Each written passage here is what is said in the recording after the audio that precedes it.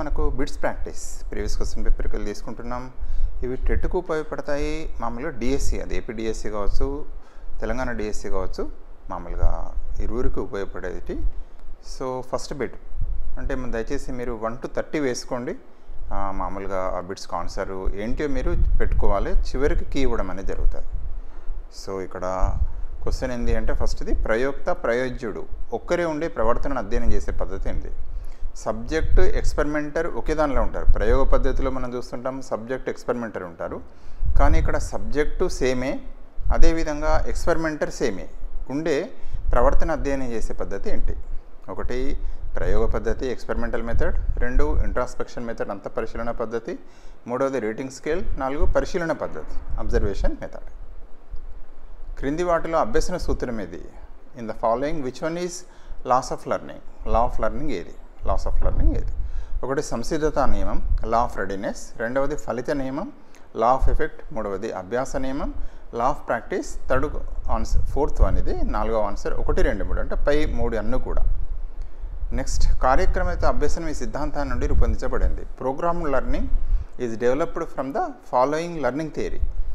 ఒకటి యత్నదోష సిద్ధాంతం, trial and error theory, 2nd one సాంప్రదాయక నిబంధనం, క్లాసికల్ కండిషనింగ్, 3వది అంతర్దృష్టి అభ్యసనం, theory of insight learning, 4th one కార్యసాధక నిబంధనం, ఆపరెంట్ కండిషనింగ్. ఇక 4th వన్ పూర్వ ప్రచాలక దశ లక్షణం కానిది. సో ప్రీ ఆపరేషనల్ స్టేజ్ యొక్క క్యారెక్టరిస్టిక్ కాదు, which is not the characteristic of pre operational stage. ఒకటి సర్వాత్మకవాదం, 2 పదిలపరుచుకునే భావనాలోపం, 3వది అవిపర్యాత్మక భావనాలోపం, 4వది వస్తు స్థిరత్వ భావన. ఇందులోపట ప్రీ ఆపరేషనల్ లక్షణము కానిది ఏది అనేది ఇవ్వబడ్డది.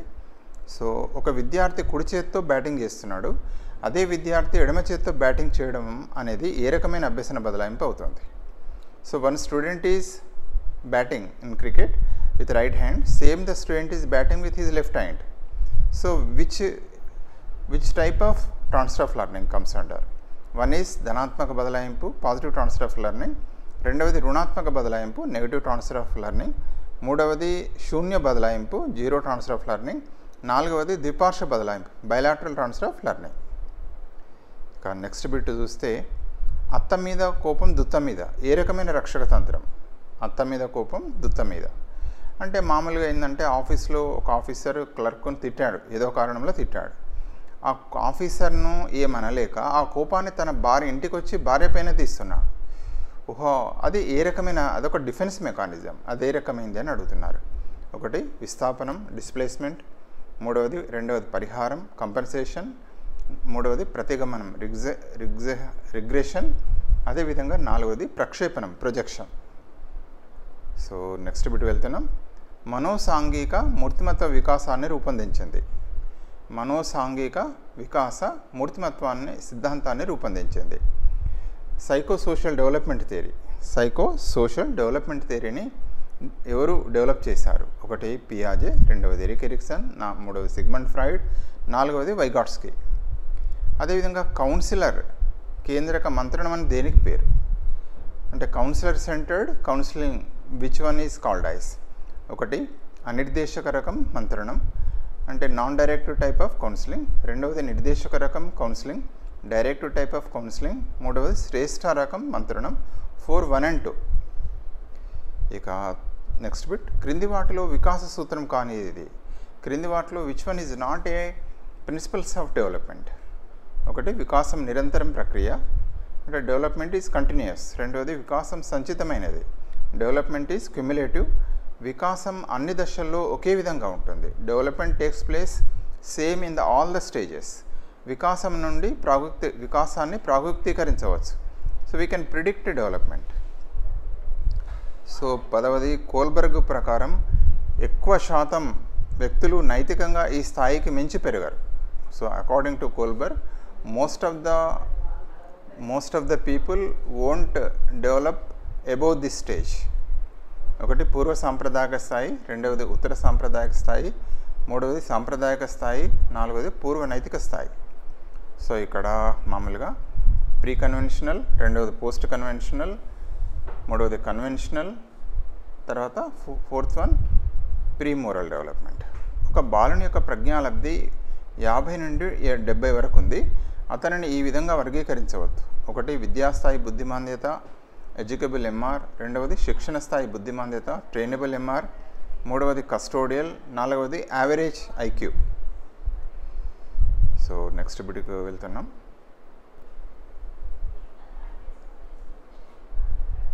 సో లక్ష్యాన్ని సాధించుటకు వ్యక్తికి అవసరమైన పట్టుదలను కలిగించే మానసిక శక్తిని ఏమని చెప్పవచ్చు?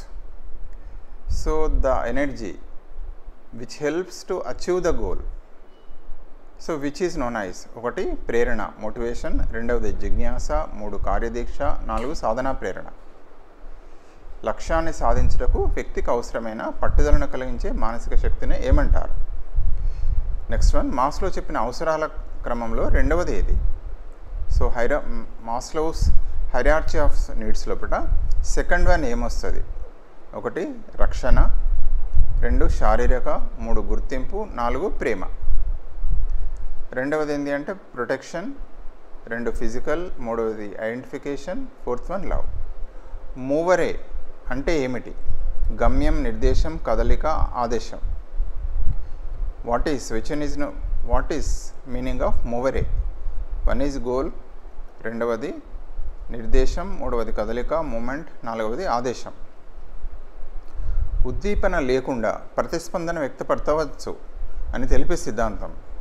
Without stimulus response can be achieved. So which learning theory proposes? ఒకటి వనవది కార్యసాధక సిద్ధాంతం నిబంధనం, ఆపరెంట్ కండిషనింగ్. రెండవది క్లాసికల్ కండిషనింగ్, సాంప్రదాయక నిబంధనం. మూడవది ట్రయల్ అండ్ ఎర్రర్, యత్నదోష సిద్ధాంతం. మూడవది సాంఘిక అభ్యసన సిద్ధాంతం, సోషల్ లెర్నింగ్ థియరీ. నెక్స్ట్ ఏదైనా ఒక అంశాన్ని విడివిడి భాగాల నేర్చుకునే కంటే మొత్తంగా నేర్చుకుంటేనే సమగ్ర జ్ఞానం లభిస్తుందని చెప్పేవాదా? అంటే we can learn easily whole wise than part wise. ఏదైనా ఒక అంశాన్ని విడివిడి భాగాలుగా నేర్చుకునే కంటే మొత్తంగా నేర్చుకుంటేనే సమగ్ర జ్ఞానం లభిస్తుందని చెప్పేవాదా? అంటే it is better to learn whole method than part wise. Is helps to understand better. Which theory says that? ఒకటి ప్రవర్తనవాదం, బిహేవియరిజం. రెండవది గెస్టాల్ట్ వాదం. మూడవది నిర్మాణాత్మకవాదం, కన్స్ట్రక్టివిజం. 4వది మనోవిశ్లేషణవాదం, సైకో అనాలిసిస్ థియరీ. నెక్స్ట్, శిశువు తొలి దశలో పలకపై రాతను ఈ అభ్యసనం ద్వారా నేర్చుకుంటాడు. శిశువు తొలి దశలో పలకపై రాతను ఈ అభ్యసనం ద్వారా నేర్చుకుంటారు. నిబంధనం, పరిశీలన, యత్నదోష, అంతర్దృష్టి. నెక్స్ట్ వన్, గుర్రాన్ని నీటి వద్దకు తీసుకుపోగలం కానీ దాని చేత నీటిని తాగించలేం. దీనిని సూచించే నియమం. ఒకటి సంసిద్ధత నియమం. 2 అభ్యాస నియమం. 3 ఫలిత నియమం. 4వది ఉద్దీపన. సో నెక్స్ట్ బిట్, పరిశీలన అభ్యసనంలో ఎన్ని సోపానాలు ఉంటాయి? How many steps are there in the observation learning? 1 first answer 2, second answer 3, third answer 1, fourth answer 4. Bruner ఏ ప్రేరణకు అధిక ప్రాధాన్యతను ఇచ్చారు? So for which motivation Bruner has given more importance? ఒకటి బహిర్గత ప్రేరణ, ఎక్స్ట్రిన్సిక్ మోటివేషన్. రెండవది అంతర్గత ప్రేరణ, ఇంటర్నల్ ఆర్ ఇంట్రిన్సిక్ మోటివేషన్. మూడవది సాధనా ప్రేరణ, అచీవ్మెంట్ మోటివేషన్. 4th 2 మరియు 3. సో ఎబ్బింగ్హాస్ ప్రకారం నేర్చుకున్న విషయాలు నెల రోజులకు ఎంత శాతం మర్చిపోతాం? ఎబ్బింగ్హాస్ ప్రకారం నేర్చుకున్న విషయాలు నెల రోజులకు ఎంత శాతం మర్చిపోతాం? First answer 66, second answer 72, third answer 75, fourth answer 79. ధారణను తెలుసుకోవడానికి ఉపయోగించే పద్ధతి: పునఃస్మరణం, గుర్తింపు, పునరభ్యసనం. 1, 2, 3.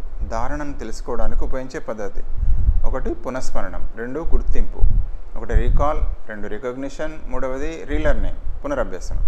4th answer 1, 2, 3. ఒక సమస్యను ఒక పరిష్కారంగా కాక సమాన ప్రాధాన్యం గల అనేక పరిష్కార మార్గాలను సూచించగలిగే శక్తిని ఏమంటారు? 1 విభిన్న ఆలోచన, 2వది సమైక్య ఆలోచన, 3వ తార్కిక ఆలోచన, 4 హేతుబద్ధ ఆలోచన. సో 1 డైవర్జెంట్ థింకింగ్, 2వది కన్వర్జెంట్ థింకింగ్, 3వది లాజికల్ థింకింగ్, అదేవిధంగా 3వది హేతుబద్ధ ఆలోచన. 24. నెక్స్ట్ బిట్, సృజనాత్మకతకు మూలం ఏంటి? 1 తార్కిక ఆలోచన. What is the basis for creativity? 1 తార్కిక ఆలోచన, లాజికల్ థింకింగ్. 2 విభిన్న ఆలోచన డైవర్జెంట్ థింకింగ్, 3 సమైక్య ఆలోచన కన్వర్జెంట్ థింకింగ్, 4వది హేతుబద్ధ ఆలోచన. ఇక 25 వైయక్తిక భేదాల కారణం ఏంటి? So what is the which factors are important for the individual differences? 1 అనువంశికత హెరిడిటీ, 2 పరిసరాలు ఎన్విరాన్మెంట్, 3 అనువంశికత మరియు పరిసరాలు హెరిడిటీ అండ్ ఎన్విరాన్మెంట్, 4 పరిపక్వత మ్యాచ్యూరిటీ. వార్షిక పరీక్షలు ఏ రకమైన మదింపు? So annual exams are comes under which type of assessment? 1 is formative, 2 summative, 3 diagnostic, 4th one second and third. So next bit NCF 2005 సూచించనిది. So which one is not mentioned by NCF 2005? Which one is not? Very very important. 1 బట్టి అభ్యసనాన్ని ప్రోత్సహించడం, route learning. 2వది బడి బయట జ్ఞానంతో అనుసంధానం చేయడం, knowledge must be linked to out side are environmental related knowledge. 3 పుస్తక పరిధి దాటి అనుభవాలను కలిగించడం, అవుట్ ఆఫ్ టెక్స్ట్ బుక్స్ వెళ్ళడం. అదేవిధంగా పరీక్షలను సరళీకృతం చేయడం, so simplifying examination system. Next bit ఒక ప్రాథమిక స్థాయి పాఠశాలలో 20 మంది విద్యార్థులు ఉన్నప్పుడు RTE 2009 చట్టం ప్రకారం ఉండవలసిన ఉపాధ్యాయుల సంఖ్య.